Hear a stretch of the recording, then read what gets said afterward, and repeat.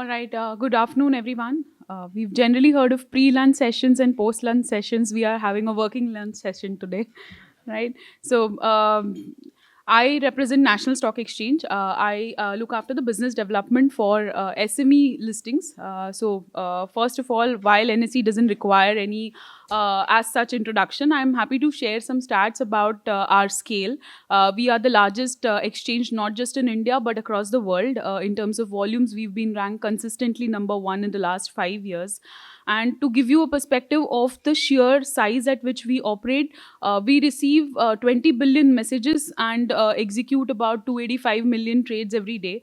To give that in perspective, Google receives about 8 billion hits every day. So that's the size at which NSE operates.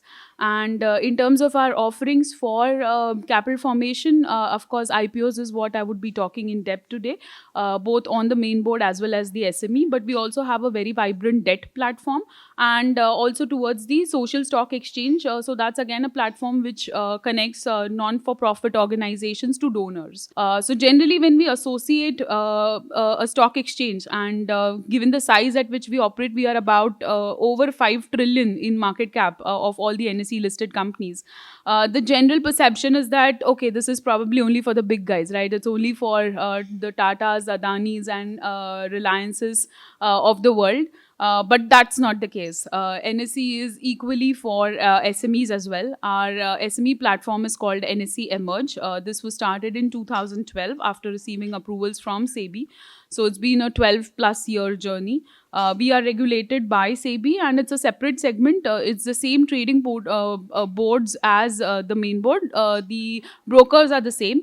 Only that there's a few differences which I will highlight. So, talking of our journey of these last 12 years, today we have over 600 companies which are listed on our platform. Collectively, these companies have raised about 18,000 crores.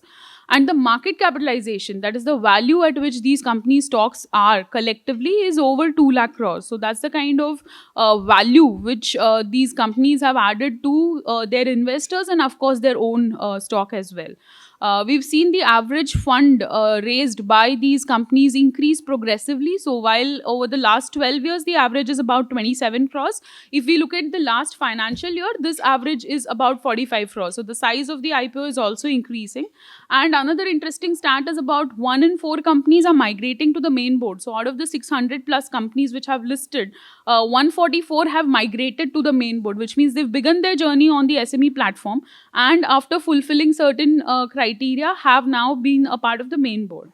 So to look at that journey, I'd like your attention on the last two bar graphs. If you see in the last 12 years, we've done 600 listings, yes. But if you look at the journey, the first 300 listings have taken us 10 years. The next 300 have happened in just the last 2 years. So last year we did about 160 plus IPOs, and the year before that we were nearly 140. So 300 in just the last 2 years. So that's the kind of popularity which SME IPOs have gained in the last 2 years with issuers. But also, if you were to look at it from a regulator's perspective, something which moves that fast, obviously, is something which is also going to get the attention of the regulator. That are things being, overheated in this territory? Is it that, the right kind of issuers are still taking the platform, or is it that investors' interest is, somewhere compromised? So these are all concerns which were there in the mind of SEBI. And so therefore there have been some tweakings in the eligibility criteria, and that has been tightened to a fair bit, which I'll get into. First, the basics. What is the prerequisites if you were to list on the NSE Emerge platform? The first thing is, of course, that the entity has to be a limited company, not a partnership firm or an LLP or a private limited company. First thing is, it has to get converted to a limited company, because the shares of those companies are freely tradable. Only then it can be something which can approach a stock exchange for the secondary market trading of its shares. The second is the paid up capital. Up to 10 crores of paid up capital, the company needs to mandatorily only look at the SME board. Between 10 to 25 crores of paid up capital, the choice is with the issuer, whether the SME board or the main board. About 25 crores of paid up capital, it has to approach the main board only. A minimum dilution of 25% is needed. In terms of the disclosures, in terms of the vetting, the regulatory scrutiny on the companies, it's the same as the main board. So there is no change in the format in which your DRHP DRHP is basically nothing else but, I'd say, the Kundali of the company, which contains everything about the company, its journey till date, its business background, its management profile, the financial statements, what is the IPO all about, what do you need the funds for, how has your financial performance been, what has been the risks associated with the company and the overall markets in general. So it's a 300, 400 page document which contains every detail about the company, and that is in the same format as it is for the main board. So in terms of due diligence, there is no leniency, but in terms of post listing compliances, yes, there are leniencies, so that it doesn't become too burdensome for an SME to raise capital. The additional eligibility criteria which we have is that the company needs to have at least a 3-year operating history. That is, it has to be in the same line of operations in the last 3 years, at least 3 years of existence. It should have a positive net worth on the date on which you're filing these documents, and it should also have what is called as free cash flow to equity. I'll get into depth on that. It should be generating positive cash flows, so not just paper profits, it has to translate into positive cash flows as well. Like I said, migration is possible from the SME board to the main board after subjecting to certain criteria and after spending at least a minimum of 3 years on the SME board.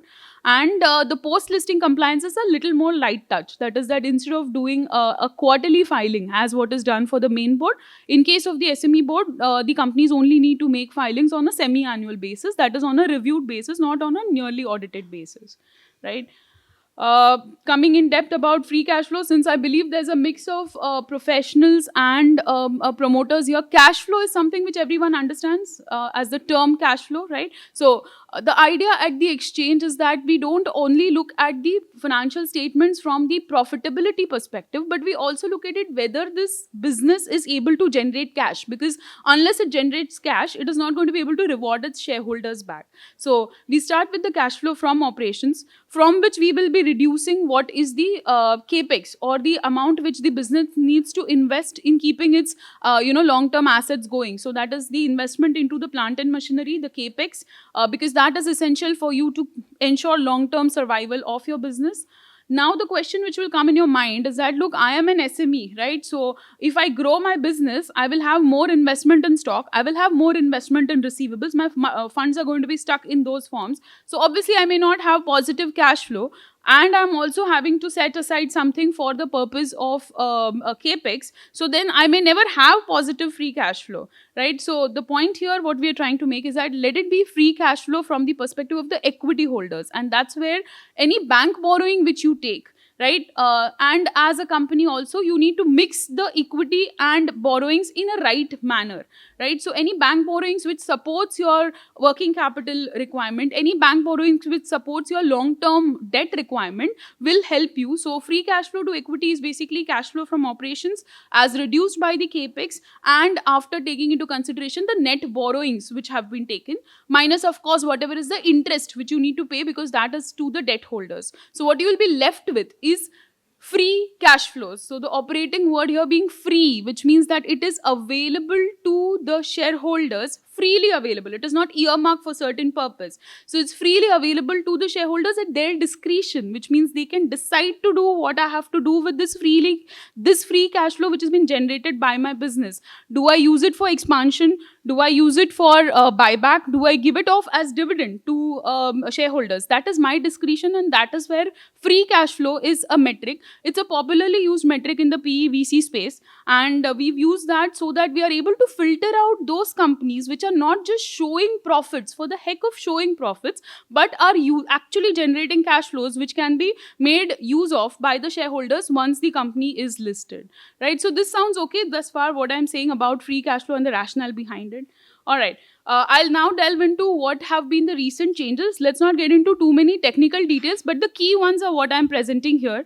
So March 2025, SEBI made some revisions in the eligibility criteria.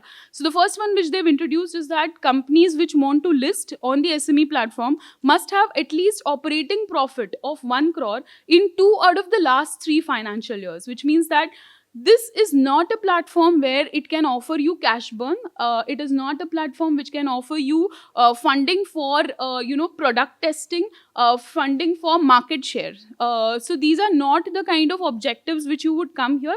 Companies which are having a scalable business model, a viable product which is profit generating, but you need funds for growing. That is where these companies can come in. So clearly this is only meant for, I'd say, late stage or companies which are wanting to scale up their business. So that's the idea of introducing profitability as a metric. Additionally, there was a cap which is introduced on the offer for sale component. So have you heard this term before, OFS? Yeah. So any investors here in the Hyundai IPO? Any peculiarity about Hyundai IPO? Yes. It was completely offer for sale. It was the largest IPO till date in the history of Indian capital markets, about 27,000 crores, and entirely offer for sale, right? But here in SME space, they've capped it at 20%. Raw deal for SMEs? Unfair to SMEs? Doesn't feel so? Why do you say?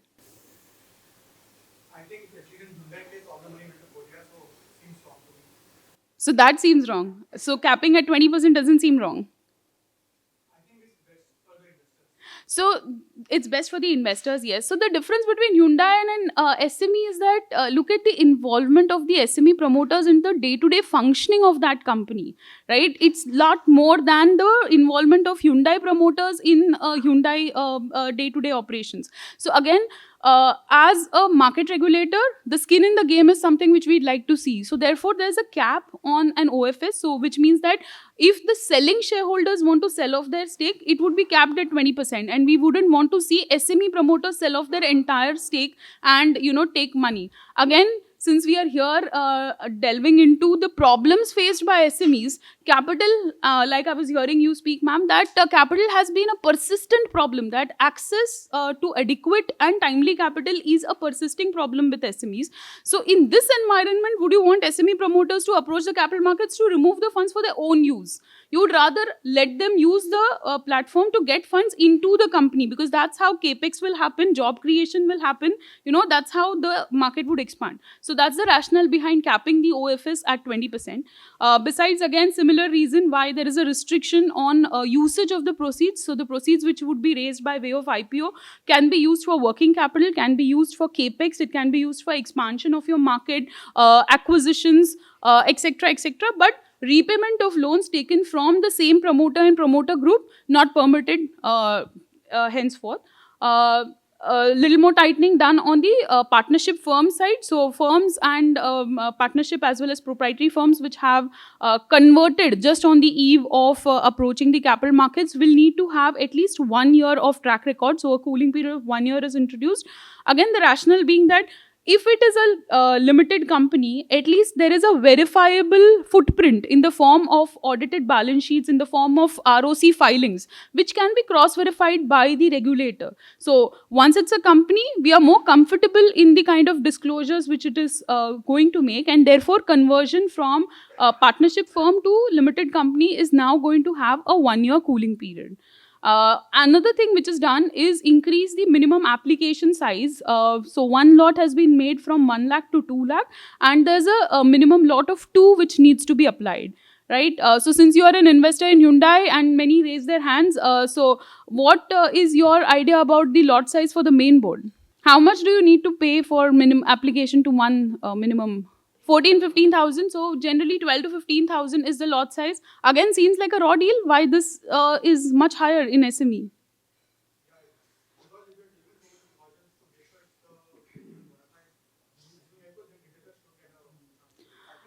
Yeah.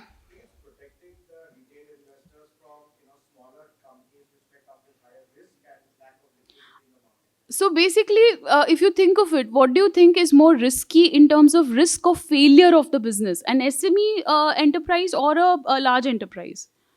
The SME runs a higher risk of failure, right? So, and that's the idea behind introducing this, that an investor who can set aside a minimum of 2 lakh per trade, right, will be someone who has that kind of risk appetite, that if the if for some reason this SME, while whatever precautions may be there in terms of the eligibility criteria, there is generally more risk associated with the SME investing, right? So therefore someone who is having that kind of risk appetite to be able to take that exposure is the one who should ideally be investing in this platform, vis-a-vis someone who is someone who can only set aside or who can enter the market with even just a 10 to 15,000 investment. So that's the rationale behind putting this as a higher number. Yes. Yes.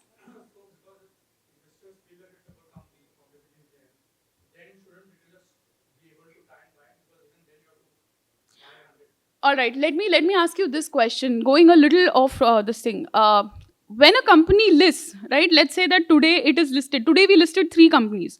Between yesterday and today, what changed for the company on the ground?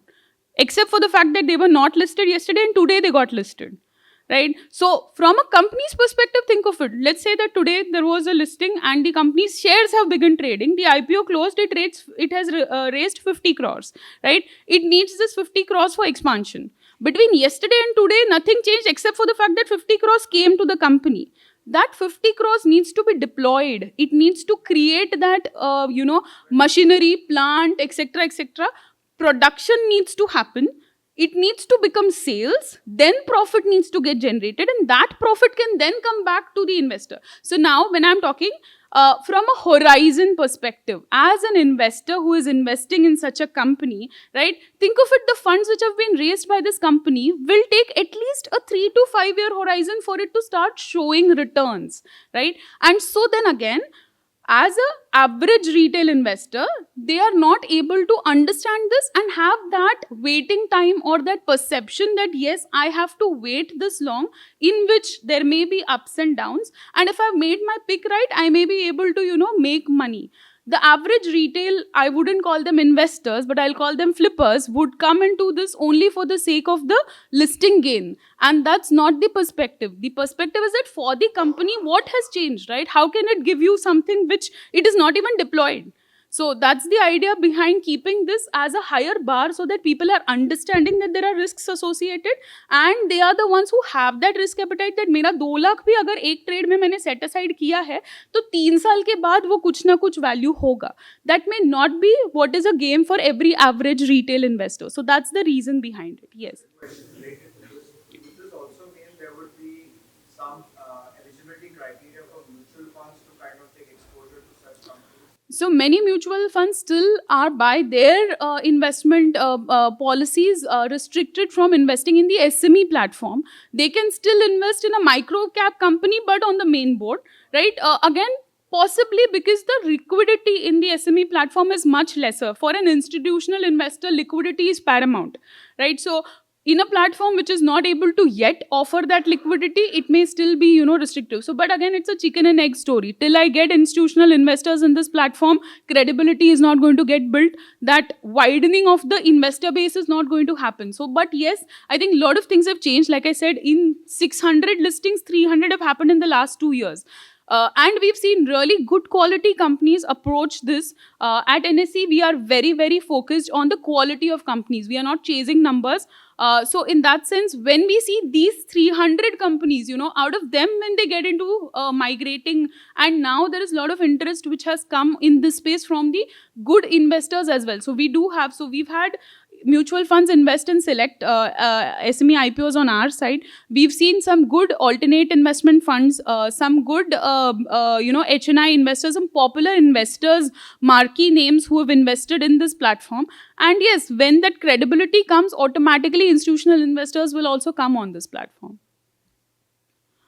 Moving forward, number of allottees has been increased from 50 to 200. Again, the idea is that you are prepared to become a larger enterprise where number of shareholders are higher, so that free trading of shares is possible.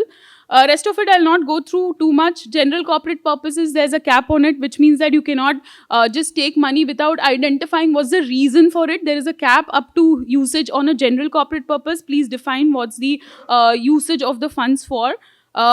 And there was so there's the introduction of a monitoring agency.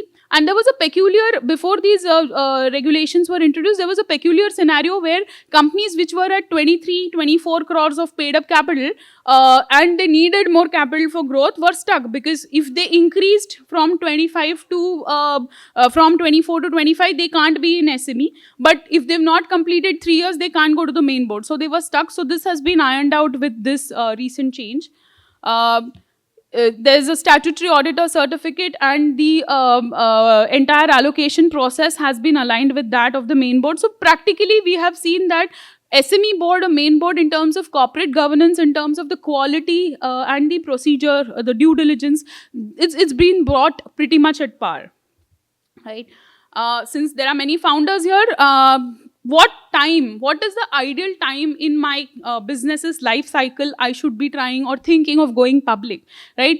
I'll start bottom up. I would generally be starting off with my own funds when I'm starting up, maybe have friends and family chip in, or maybe initial, when this is probably my product idea. When I have a good idea, the next stage is my early stage, when I find that, yeah, my idea works, right? This could turn into a viable product. And that's when I could probably benefit from some of the seed funds. There could probably be some loan backed by CGT, MSc, or government borrowing, or government, assisted schemes. Maybe a venture capital is funding my idea. Again, this is where I have tested my product, right?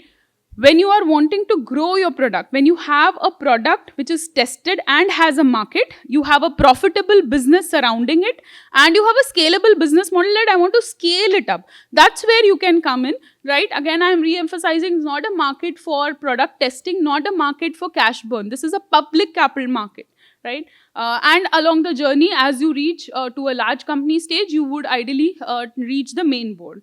How do you decide? So first is, once you have had an idea about listing, you can reach us. We are happy to guide you and handhold you through this journey. The journey from an idea of IPO to the bell ringing at NSE, there's an intermediary called the merchant banker, which plays a very crucial role in this. They would be handholding you through the journey, preparing you for what lies ahead. And they would be the ones who would be filing the offer documents with the exchange.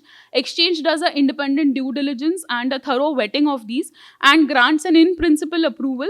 That in-principle approval is valid for a year. So anytime when you feel the markets are conducive and you require funds in that 1 year, you can open the IPO. IPO needs to be open for a minimum of 3 days to a maximum of 10 days. And 3 days after the IPO closes is when the bell ringing happens. That's when the shares begin trading on the exchange for the first time, right? So that's the journey of IPO. Now, if you are a promoter, the question will come to you, why? Why should I even think of it, right? I'll just list out few benefits. The first one is that when you are scaling up your business, many a times you don't want the burden of a fixed repayment to be there on your mind, right? Because sometimes your ventures may turn out to be profitable. Sometimes it may not turn out to be profitable. So having a fixed burden of repayment is often a very big deterrent to promoters. So in case of equity funding, there is no fixed repayment obligation. Now, there may be someone who tells me that, look, I never want debt. My business is good enough. I generate sufficient profits, and I am good enough to reinvest that same profit. So I don't need debt at all, right? Even for such businesses, that scale which you could probably achieve over a 8 to 10 year horizon by reinvesting your own profits, you can cut that down to 3 to 4 years if there's an injection of equity which is coming in into your business, right? And again, if you have to unlock the value of your company, it will happen only through public listing. Even companies which are funded by PE or VC. So last year on the main board, we had 6 unicorns listing, right? So those who are backed by PE, VC also eventually get an exit through an IPO route. They would want to see, eventual exit is by taking the company public. And of course, there are sometimes, restrictions genuinely by banks in terms of there's a limit to which they can fund. There may be collateral requirements beyond a certain amount. And also, at times what happens is there are some sectors like technology, like services, like asset-light companies, direct-to-consumer companies, which are not sectors which banks are generally comfortable in lending. Banks are generally comfortable in lending where there's asset creation, tangible asset creation, right? So these are all some of the benefits. Besides, of course, the fact that once listed, the company becomes a lot more visible, it lot more open to opportunities. Many companies have come back to us and said that I was able to get a foreign collaboration because I was listed, because there was a company overseas which wanted to probably know about some niche segment, and because I was listed, it was able to trace me, it was able to find me. I was able to get talent, because smaller companies, especially tier 2, tier 3, retaining talent is a difficulty. So if I am public, I can offer ESOPs to them and try and retain talent. So visibility, talent retention, these are all some of the intangible benefits which come with listing. At NSE, we are committed to make capital markets more accessible across the country. So we have 14 MOUs already. Today we signed the 15th MOU with the government of Andhra Pradesh. So my HOD is there at Tirupati doing that, right?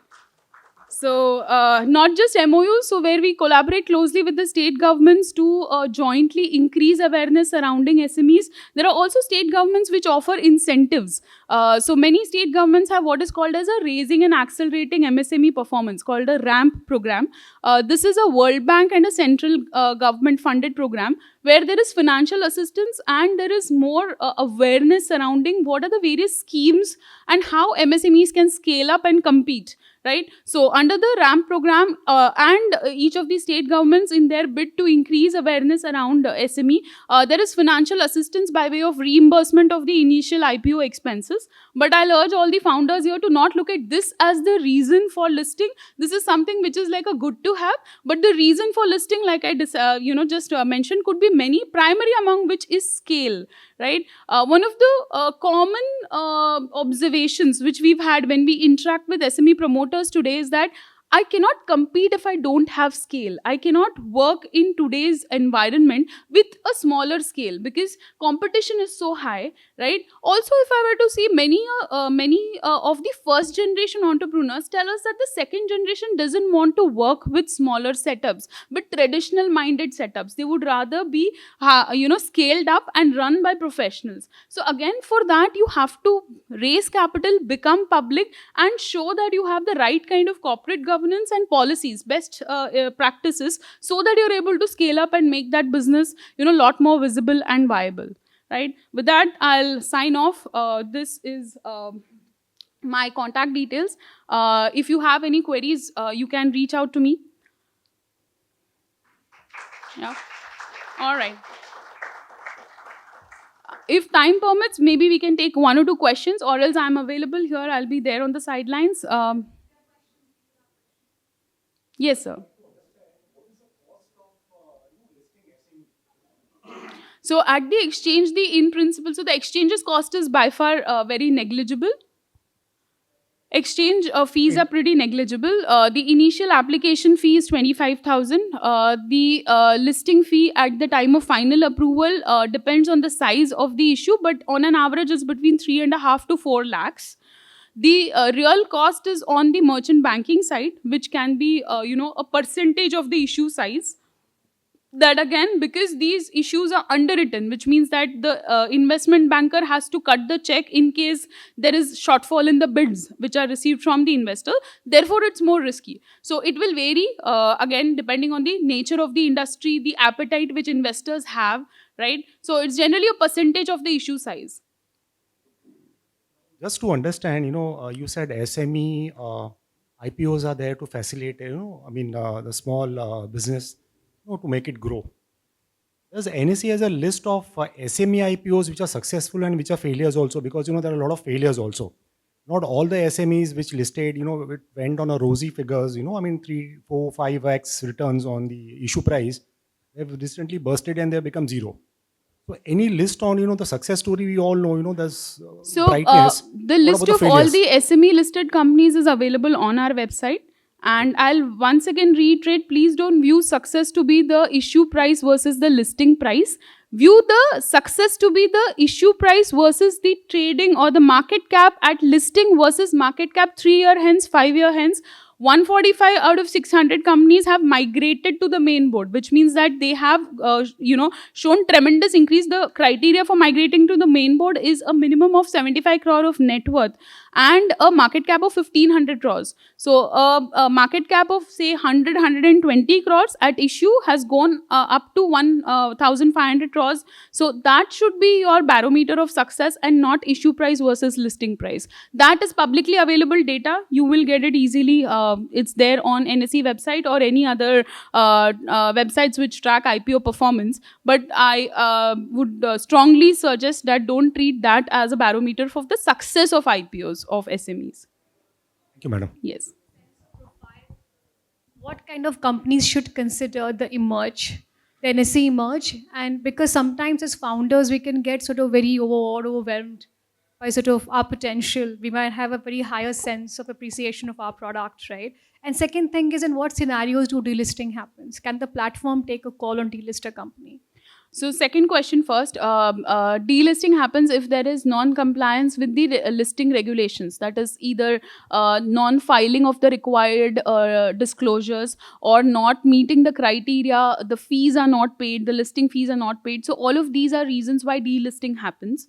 Coming to the first question, when it comes to tech, again, this is a public platform, right? And again, the idea behind keeping profitability as one of the eligibility criteria is that tech is something which is very, again, technical. It is not something which average investor can understand, right? So not permitted on the SME space, but then we did have tech companies listing on the main board, right? So again, main board, the route through which they invested is where there's a minimum of 75% QIB participation, which is the qualified institutional buyers, which is where likes of, mutual funds, likes of alternate investment funds, these are people who understand tech business. An average retail investor may not be able to understand the dynamics of tech business. So therefore, when we look at tech as an industry, it's not that tech companies have not listed. Last year, we saw 11 companies out of the 168 which we listed last year. 11 were tech companies, but these are late stage profit making where there is a business, there is a strong order book.